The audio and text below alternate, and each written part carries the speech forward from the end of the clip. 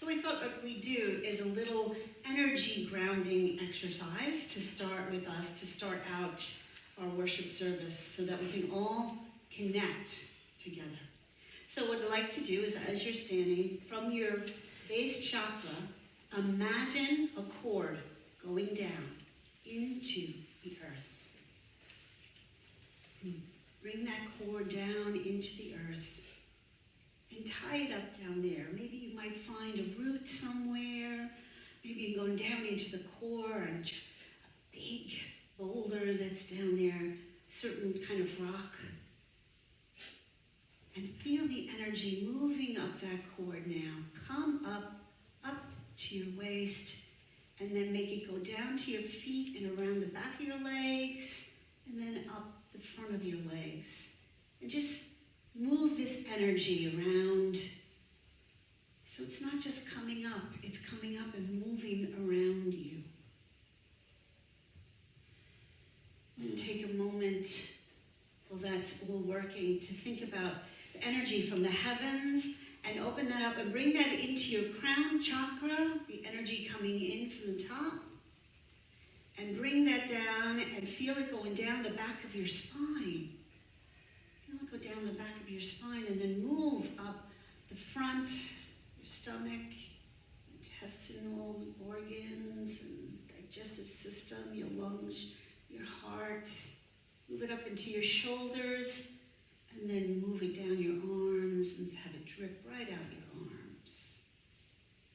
Feel it come down again from the heavens, down the back of your back, up the front, and this time go right back up to your head and make it spill over like a water fountain all over you. Feel that tingling sensation, the energy that's all around. And feel yourself as this energy being in the inside, in where your third eye is. Feel yourself right in the middle of your mind. That's you in there, but it's not only you in there. It's you out there, it's you all connected. And with this energy now, we feel the energy of the room around us. So you participate in that. And imagine a rose. You're holding a rose. This is the rose that decides who can come into your energy and who can't. Just hold that rose. As now we hold that rose up in our mind's eye to the east and bring in the archangels there, Uriel. To the south, and we bring in the archangel Gabriel. To the west, we bring in the archangel Raphael. And to the north, the archangel Michael. Feel all those angels around us, around you. Energy in the room is building.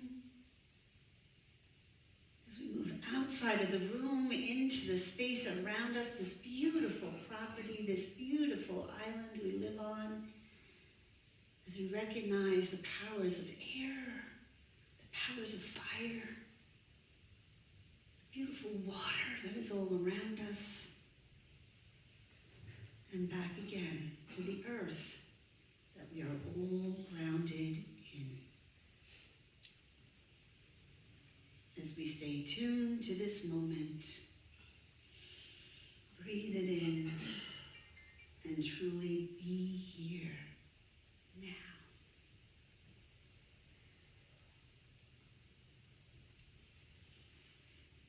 Thank you. Take a breath and be seated. Morning. Good morning. Now I'm on. Am I on? No. Can you hear me in the kitchen? No. Yes. My teacher, Ken Wamner, used to say that. I know it was on. There's a little laugh there. But he used to say that all the time because his workers would be in the kitchen. They all wanted to be part of the workshops. And so we'd always start out in the workshop. Can you hear me in the kitchen?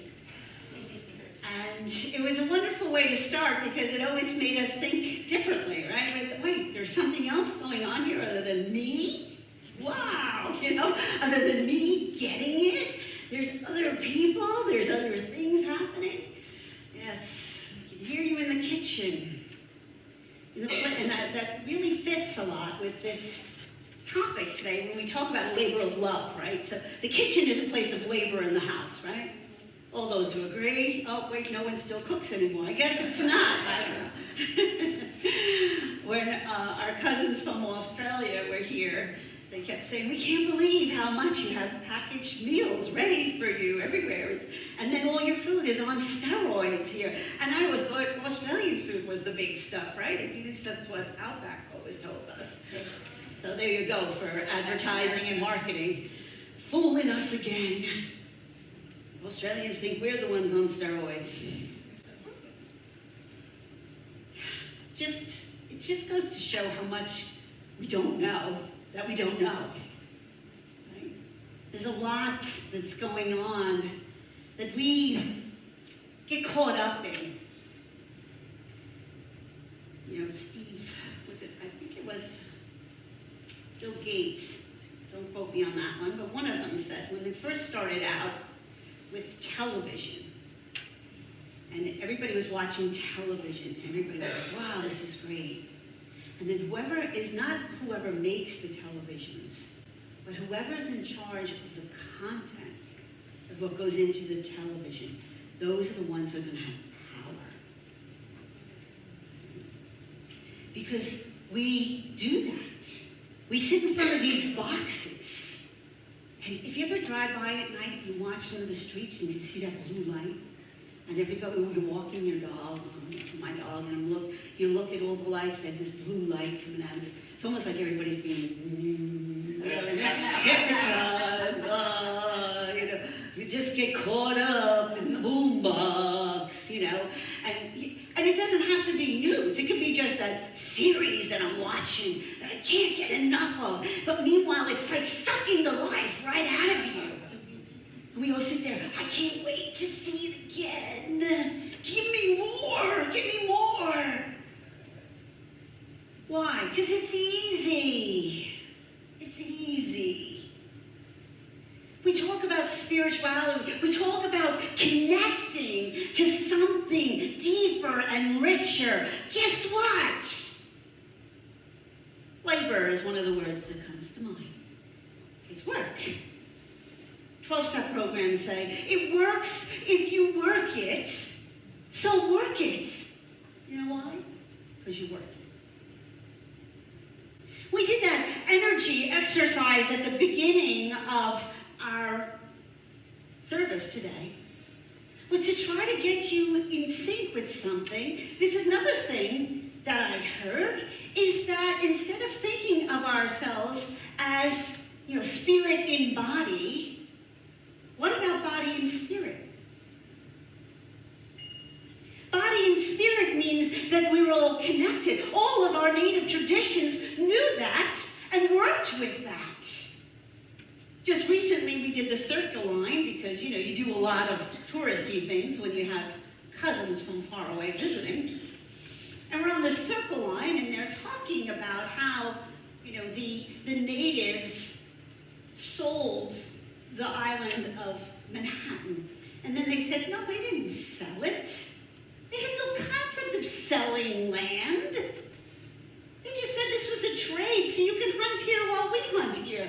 Not that nobody could own the land. Why? Because it's all energy. It's all part of the oceans, the land, the energy, the essence. This divinity is all around us and with us, and we are part of it.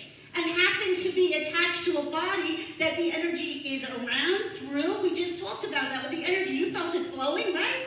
Tingled when it came in and went over your head like a little water fountain. The energy flowing. We are all a part of it. This is what we try to tell us all the time. But we need to put the work in to remember this. Because there is so many amazing and magical things that can and are available to us in every moment of our lives. This is what being a spiritual being and being somebody who wants to be on a spiritual path takes into consideration with every moment of their life and every moment of their being. Eckhart Tolle tried to talk to us about it in a way. You know, sometimes when it comes to words, it gets all caught up. We get caught up in the words. We get back into our heads instead of in our feeling and into our heart. Right? We talk about making a heart-to-heart connection here. Why? Because we need to feel this information. A lot of times we're on information overload with all the things that we go through, especially with spiritual stuff. I mean, I think we've all read too many spiritual books. Don't worry, that's my excuse for not writing my own. No, but when he talks about in our words of wisdom, and he told us that everything in our lives, that we think about it, that we're either doing it as a way, he says, acceptance, enjoyment, and enthusiasm. Those are the three things ways we should be living our lives. And the reason why we have to bring it into this idea of acceptance is because all of us do things that we don't want to do, have to do in our lives, right? There's so many things that we go through that we sort of have to do. But if we do it with acceptance and a sense of gratitude, I don't have to do it, I can do it. Right? There's all these different ways that we can look at those situations. But it takes work, it takes presence of mind. And that's why he said if you're in it, you're caught up. He says, for now, this is what is the situation. This moment requires me to do. And so I do it willingly. If you're not doing that, stop, because you're hurting yourself and you're hurting whatever it is that you're doing. You go, oh, but I have to take care of this, but I have to do, then stop. I still say stop. Go do a meditation, go do something, take on one of your spiritual tools and change it. Change what? Yourself, your consciousness, your connection. When you can change that and walk into the situation now with acceptance, everything changes. Everything changes. Because now we're doing it, as GoL JoAnn says, we're doing it with love. And when we do it with love, everything changes. There's no sorting and figuring. One of the greatest tools of the ego is to categorize, hierarchy of things, quantify. Well, I did all these good things, now I deserve. Really disconnects. No one, nothing can ever equal when we're in that place. Because when we come from that place, we're in that place of lack. And when we enter into lack, into our work, into our lives, into things that we do, it's heavy. It's hard. It never gets filled.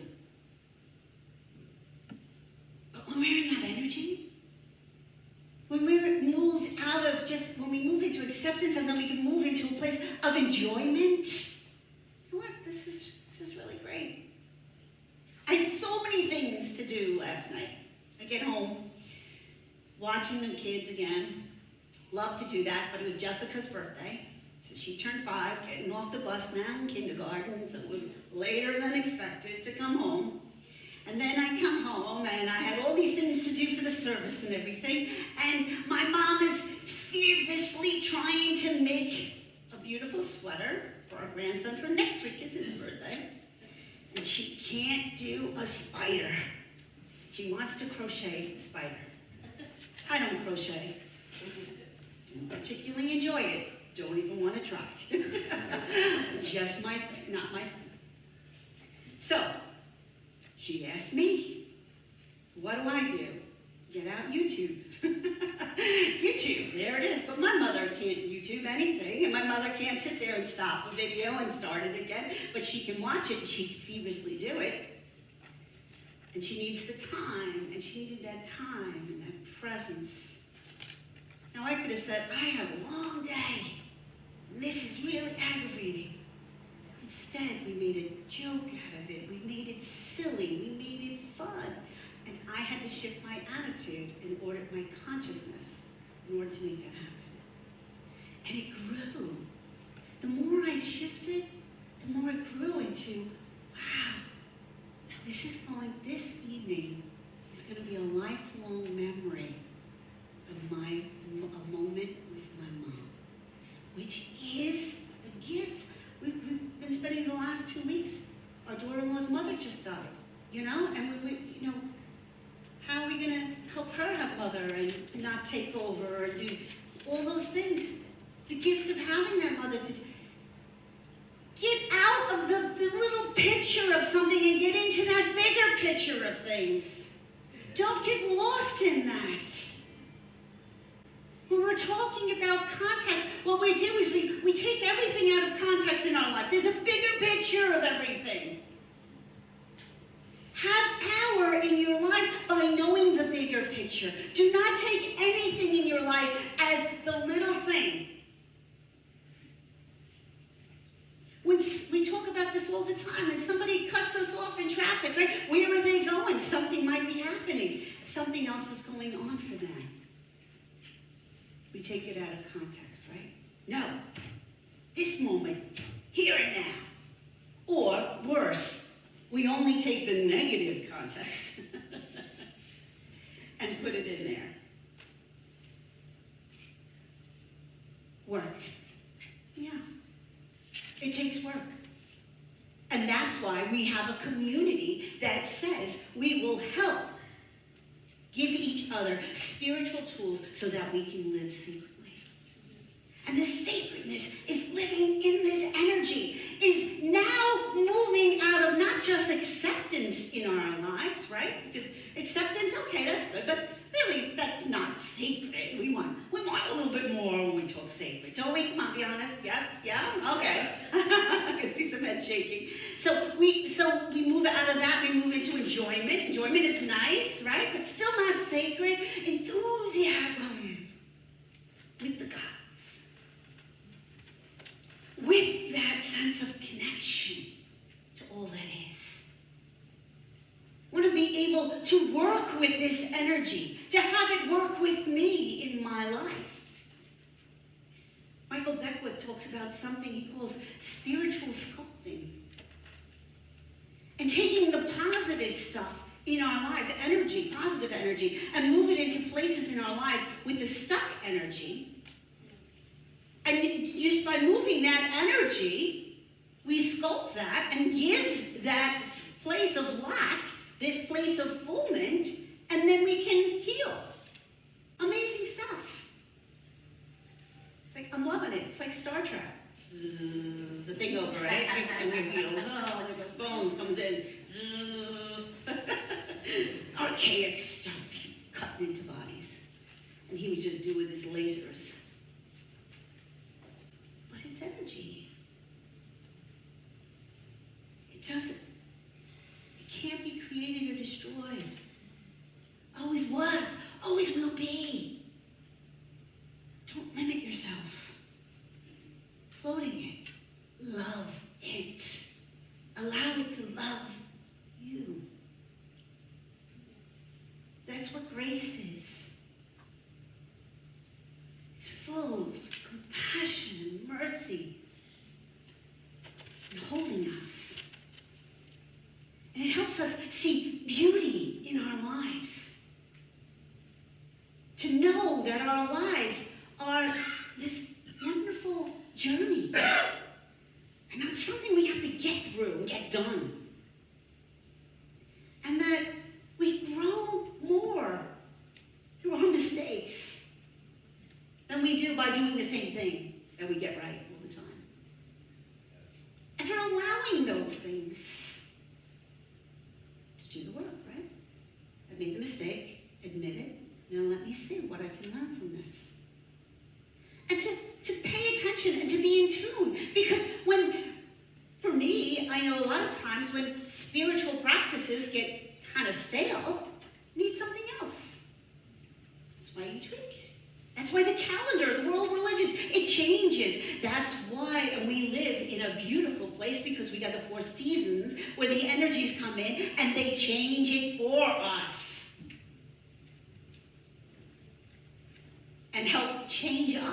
in it.